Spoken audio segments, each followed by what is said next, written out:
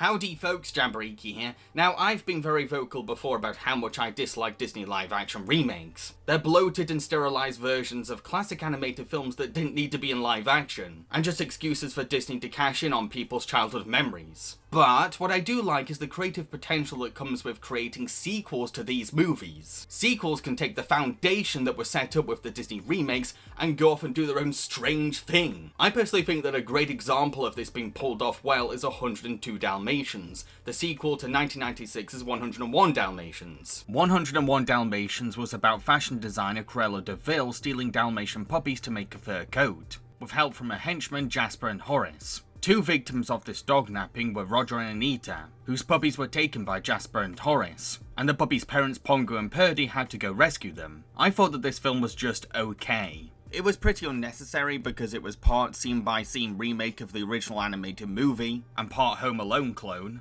but it had some interesting changes, like turning Cruella into Anita's boss to make things personal, and the inclusion of a new creepy character called Splicer. The only thing that made this movie worth existing though was Glenn Close's fabulous and brilliant performance as Cruella. Do you like sports, Frederick? Oh, I don't believe so, madam. I thought we liked stripes this year. What kind of sycophant are you? What kind of sycophant would you like me to be? 101 Dalmatians is certainly one of the more watchable Disney live-action remakes, but that's not much of a compliment. Not only do I think that 102 Dalmatians is a superior film to 101 Dalmatians, but I also think it's just a great movie. Yes, in this video I'm going to be defending and praising a film that got 33% on Rotten Tomatoes. Hope you're ready, let's do this. After a scientist brainwashes Cruella de Vil into loving puppies and hating fur, she's let out of prison on probation. Cruella's probation officer Chloe is reluctant to believe that Mr. Vil has changed, but when Cruella buys an animal shelter owned by a man called Kevin, the public are suddenly convinced that she's a new woman. However, it turns out that the ringing of Big Ben's clock can switch off Cruella's brainwashing, and she ends up going back to her old ways. She teams up with French fur designer Jean-Pierre Lepelt to re-attempt her Dalmatian Code project. This means dog-napping loads of Dalmatian puppies once again, including Chloe's, who are the children of Dipstick, a puppy from the first movie. It's up to Chloe and Kevin to rescue all the Dalmatians from Cruella before they're turned into fur coats. The problem is that Cruella has plans to make Kevin her fall guy, by setting him up as the dog napper. You see, Cruella's judge ordered that if she's caught stealing puppies again, then her $8 million fortune will go straight to Kevin's dog shelter, a fact that Cruella uses to give Kevin a fake motive. To begin with, I like that the first act of this movie lets us see another side of Cruella, a more sensitive and compassionate Mr. Vil. Glenn Close gets to play the role in a very different light to what we've seen before. Must be a statement, a reflection of our inner life. Colour is important, of course, but texture is vital. Voila! Oh, darling. Darling, it's you.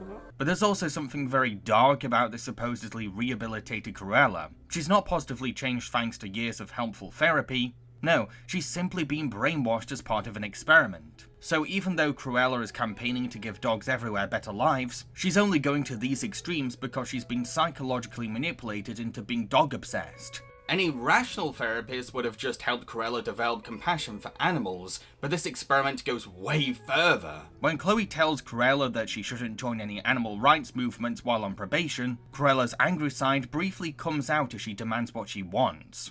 You can't stop me. It's my duty to demonstrate against a fur fashion show. And it's my duty to inform you that if you go anywhere near fur, I'll put you straight back in prison. Won't you even let me heckle that monstrous lapel? No. Just a teensy-weensy heckle, you know. Murderer! Proving that she hasn't changed entirely as a person, she's just had her brain's wires tweaked. When she first comes back to her mansion, she realizes that she owns a fur coats collection, and she's legitimately traumatized by this. The scientist didn't simply make Cruella lose interest in fur, he turned it into an emotional trigger for her. It's kind of messed up. Said scientist doesn't even feel any remorse. When he realizes that his brainwashing technique doesn't last that long, he cares more about his reputation than anything, even if it means leaving a puppy killer on the loose. The failure of Cruella's rehabilitation is entirely the fault of the authorities in charge of her, who chose to not take her mental health seriously and decided to treat her like a guinea pig instead of a patient. Whether the film intended to or not, it ends up saying a very profound message. When it comes to helping someone become a better person, psychological manipulation is a terrible alternative to healthy therapy. Once Big Ben's ringing triggers Cruella's brainwashing to switch off, she spirals into this feverish madness of spots, and we get this really creative transformation sequence, one that's quite fantastical and almost demonic in nature, setting the stage for a more cartoony and surreal Disney sequel. The fact that no one knows that Cruella has reverted back to villainy is cleverly used to her advantage. Even though she hates being nice, she does a great job convincing people that her rehabilitation was a success. She's a narcissistic drama queen, so of course she has a talent for putting on a performance. She can easily slide into the role of a kind, dog-loving philanthropist in public, and then casually become a Dalmatian fur coat designer behind closed doors, all while drawing suspicion towards Kevin through a detailed and elaborate setup. It's such a clever approach on her end that we end up believing that she could possibly get away with all this. She's really thought ahead and knows exactly what will back up her innocence. Why would I steal Dalmatians? What possible motive could I have to The judge's order. What?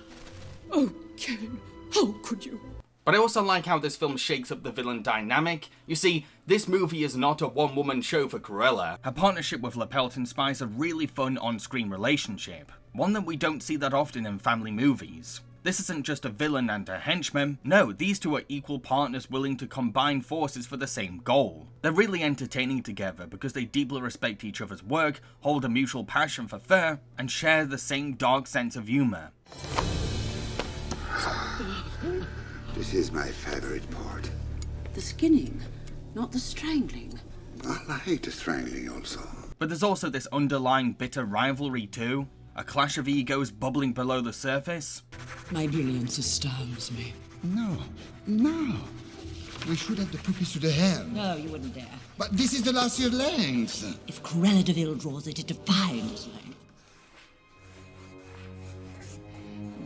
No.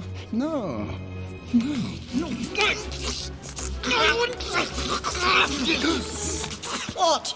They have this layered love-hate partnership that's really engaging to watch. Some fans of the first film may be disappointed to learn that Jasper and Horace aren't back, but as much as I kind of miss them, the movie does compensate for their departure. You see, Cruella's butler Alonso takes their place, which actually leads to a terrific twist on the minion formula. This loyal servant has already been the punching bag for Cruella's abuse, to the point where he's developed a nervous stutter, and now he's being forced to do the job of two men. We end up feeling sorry for him, because now he's multitasking as both a butler and a henchman, taking the brunt of the violent slapstick in the film.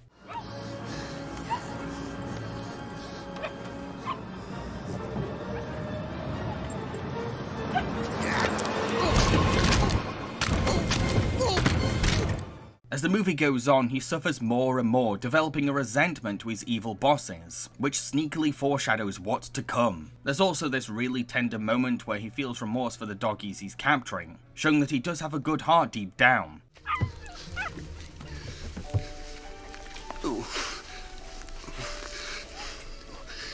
It's no good looking at me like that. Won't do any good, you know. Sorry. Not only does he end up helping the puppies escape by blocking the villain's view, but he also finds the courage to stand up to LaPelt in a comedic fight, and ends up defeating his bully, restoring his dignity, and humiliating a dog killer, but also giving a sense of karma to the fur factory employees that LaPelt mistreats and abuses. Sure, Cruella fails to demonstrate the philosophy of second chances, but the film isn't saying that criminals can never find redemption, because it uses Alonso's turn to the good side as an example of successful repenting.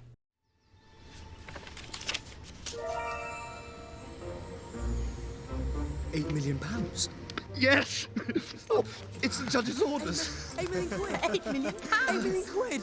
It's for the dog. That's say Of course. At the end of the day, Alonso was never really a straight-up villain, but the abuse victim of a toxic employer-slash-employee relationship, and someone who lost his way while under the boot of a narcissist. Oh, but Alonso's arc isn't the only way that the film spices things up. Yes, there's more, a wrench thrown into Cruella's plans to make things more interesting. After Cruella leaves prison, Alonso gifts her with a new pet puppy that she names Fluffy. But Fluffy can see through the experiment's trickery as they growl defensively at their new owner, indicating that this is a smarter than average dog. Once Cruella goes back to her old self, Fluffy just becomes her prop for a good girl act. Suddenly this once heavily pampered pet is now all just for show, which is kind of creepy and sad when you think about it. However, this also gives Fluffy a huge advantage, because now they can be an unsuspecting force for good. Little does Cruella know that the animal she's been neglecting is now her undoing. Fluffy becomes an unsung hero of the film, outsmarting the woman who abused them, and serving as a secret weapon for the good side. Speaking of the goodies, what do our heroes bring to the table? Kevin is someone who can be seen as the perfect role model for kids. Selfless and kind, empathetic to both humans and animals, plus outspoken about his feelings. A real gentleman that children can look up to. He's also incredibly forgiving, which is both a strength and a weakness. On the one hand, his willingness to easily forgive others has led him to sheltering badly behaved dogs, and giving work to an ex-criminal who wants to be a better person. On the other hand, his choice to immediately believe in Cruella's rehabilitation also lands him in a lot of hot water in the long run. The film isn't saying that we shouldn't trust anyone at all, but rather that we should be cautious about people's intentions. In the first film, Roger's job was a game designer, which was pretty cool, but it didn't really have much to do with the main story, only being relevant in the ending when his new Cruella-inspired game is a success. You could have had any creative job at all and nothing much would have changed in the grand scheme of things. Kevin's role as an animal charity leader though isn't just vital to the central story because his company is being managed by Cruella herself, but it also ties neatly into the film's running message of protecting and loving animals. His career isn't interchangeable, it's practical to the movie's narrative and themes.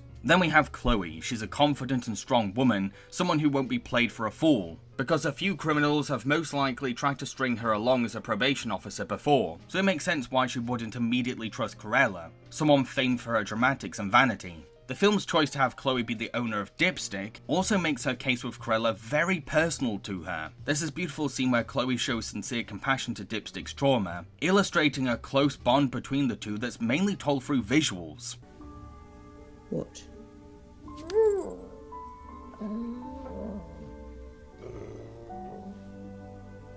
You remember her, don't you? You remember what she almost did to you. Dipstick. While her apprehensive nature helps her to be cautious around suspicious people, she's also unable to express forgiveness and mercy, because she's so focused on guarding her feelings and humility. This is where the film's romance comes in. There's a sweet innocence to this wholesome relationship that really fits a movie for kids. Look, I know you don't believe in second chances, but do you believe in second dates? I do, actually. Good. Great. What brings them together is their shared love for animals and how they both treat their pets like their own children, babying them like little toddlers. Which isn't that weird when the film heavily humanizes animals already. Can see we're not needed. As soon as the video's over, straight to bed for the children. No more telly. Be good. It also makes sense why Chloe would let her guard down for a man like Kevin, because he's really polite to her, helps her learn about forgiveness, and even gives a gift to one of her puppies. The first movie rushes its romance really fast, like Roger proposes to Anita on day one. No, really. But the sequel lets its love story play out more naturally, letting the two of them take their time to get to know each other. You know, I don't think I'd trust anyone who knowingly puts Cruella de Vil anywhere near dogs. Well, yes, but she's changed. People like Cruella don't change. Of course they do. And that's why I started Second Chance. However, once Kevin is arrested under suspicion of being the local dog napper, Chloe immediately raises a guard straight back up. Even though we as an audience know that this is a setup, we can understand why someone like Chloe would swing towards distrusting Kevin, because the evidence is packed against Kevin, and Chloe, as a probation officer, must have had a lot of history of criminals trying to dupe her. What follows is a fallout between the romantic leads. A cliche that I know a lot of audiences dislike. But the movie doesn't simply have a long montage of the two of them moping against a rainy window or whatever. No, their separation actually helps push the story along. Kevin's imprisonment helps him to better hear the Twilight bark about Cruella's plans to steal Chloe's puppies, because the distant barking sounds louder in a cold, empty cell. He's also able to translate the barking thanks to his pet parrot. This motivates him to escape prison so he can save Chloe's puppies before the villains get to them. Meanwhile, Chloe is invited to Cruella's party for dogs, now somewhat convinced that the philanthropist has changed her ways, and the real villain was always Kevin. This is where Fluffy sneaks Chloe into the vault for Cruella's secret fur stash, which helps Chloe to finally make a clear, rational judgment of Mr. Ville's intentions, and realise that Kevin was framed all along. See what I mean? The movie has so much momentum to the storytelling that even a couple Fallout cliché ends up becoming integral to the flow of the narrative. Clichés are not inherently bad, it's how you use them. Once reunited, Kevin takes accountability for partnering with Cruella, and Chloe apologises for believing Cruella over Kevin. There's no melodramatic arguing or fighting, they simply admit that they made mistakes and do their best to understand each other. It's a healthy couple makeup scene that lasts as long as it needs to. So, there's one thing I've not talked about yet, and it's kind of weird that I've put it off for so long.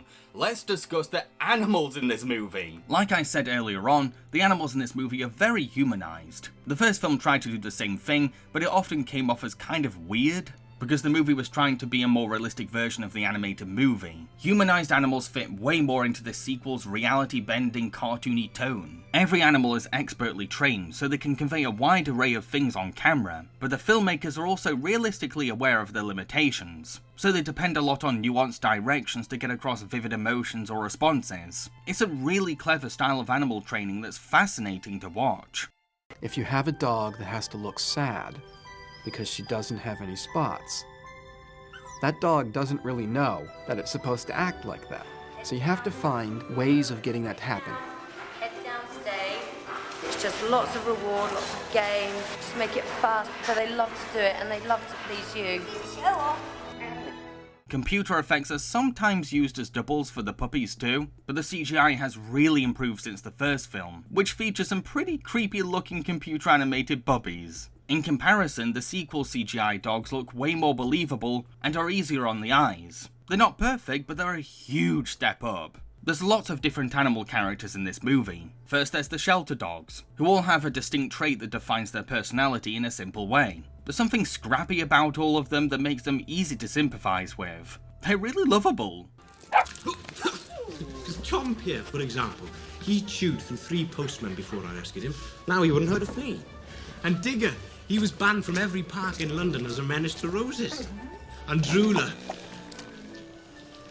well, Drooler hasn't really changed much. The choice to bring Dipstick back to the sequel as a father is quite interesting too, because now we have this complex animal character, someone haunted by the trauma of Cruella's abuse, and forced to face the nightmare all over again. This isn't a generic dad character who is only here to breed the next generation. Dipstick is an emotionally tortured dog who must face his fears while also wanting to protect his own puppies. However, the most memorable dog has to be Oddball, an adorable Dalmatian puppy with no spots. Kids can immediately connect with this pup, because she feels self-conscious for something that she can't help not having yet. She spends a lot of the film trying to get spots, but by the time Cruella captures all the dogs, Oddball becomes the leading hero in their eventual escape, proving that she never needed Spots to do great things, just the courage in herself. The first movie had a huge cast of puppies that were pretty forgettable, but Oddball is an actual character with memorable traits.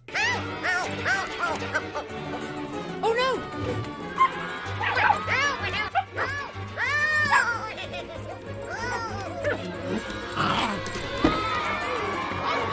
Lastly, we have Waddlesworth, a talking scarlet macaw who thinks he's a dog. It makes sense that this bird would want to be seen as a dog, because he lives with a family of canines, and maybe this is his way of fitting in. It's quite funny to see a macaw acting like a dog too, because it's so backwards and silly. Let me get away with this!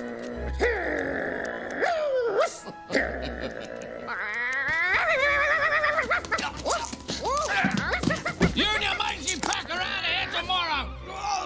He's also a witty wisecracker, and his frequent cheeky jokes can help fill the silent void sometimes. Plus, Eric Idle sounds surprisingly fitting for a parrot's voice.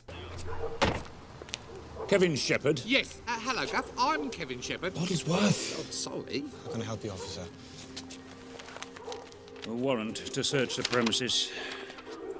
However, Waddlesworth isn't just in the movie as a comic relief. The filmmakers also make great use out of him in the main story. He serves as a dog translator for humans, helps Kevin escape his prison cell, learns to fly to save Oddball from a train, and takes part in the dog's escape sequence. Hello, nice bird. Waddlesworth! Football with you. You bet she's here. She's commando leader. Now pass up the pups, quick. Now, what's a family movie without its hero versus villain climax? In this movie's finale, Cruella and the stolen Dalmatian puppies have a standoff in a cake factory. I can imagine some people denouncing the show down as a retread of the first movie's final act, but I think that's a very inaccurate observation. I'd go as far as saying that 102 Dalmatians finale is a major improvement on the 101 Dalmatians finale. In the first film's climax, Cruella goes up against wildlife critters and farm animals, who are keeping her distracted while the puppies escape the barn. This finale lacks tension, because we're basically watching Cruella being easily outmatched by survival-savvy wild critters and farm animals who know the ins and outs of their own home. The sequel takes things way further and is far more creative. Instead of a cozy little barn, it's a rusty, cobwebbed industrial factory full of dangerous machinery and gothic atmosphere. Not to mention, our heroes aren't survival instinctive wild animals either. They're vulnerable domestic puppies without their parents, in a dark, confusing environment. They have to defeat Cruella by taking advantage of this complex giant baking contraption, all while avoiding being injured or killed themselves. If the puppies get stuck in the baking mix, then they'll become easy prey for Cruella, who will not hesitate to throw them to their deaths. So she's still a threat to them even when they're winning. Oh, and the film doesn't simply drop Cruella into a vat of molasses to beat her. No, she is literally tortured and tormented by every stage of this baking machine. It just keeps going and going, until she humiliatingly ends up becoming a literal birthday cake by the end. It's really satisfying seeing this dog killer getting exactly what she deserves, all at the hands of the next generation of puppies that she personally traumatized in the last movie. It's the perfect revenge and a highly rewarding defeat. The finale is both intensely cinematic and raises the stakes from the first movie's climax. To conclude, while I know that Disney only greenlit this movie to bank on audience nostalgia, director Kevin Lima clearly had a passion for the project, and turned its premise into a fun, strange and imaginative movie with likable characters, good messages, tight storytelling, and fresh new ideas that expand on the original. I stand by my opinion that this movie was treated unfairly by critics upon release. When you keep the target audience in mind and remember what little the first movie had to offer, then it becomes much easier to better appreciate everything that makes this sequel so unique, memorable, and entertaining. So what do you think of 102 Dalmatians? Let everyone know in the comment section below, and don't forget to click that like button. Cheerio, folks.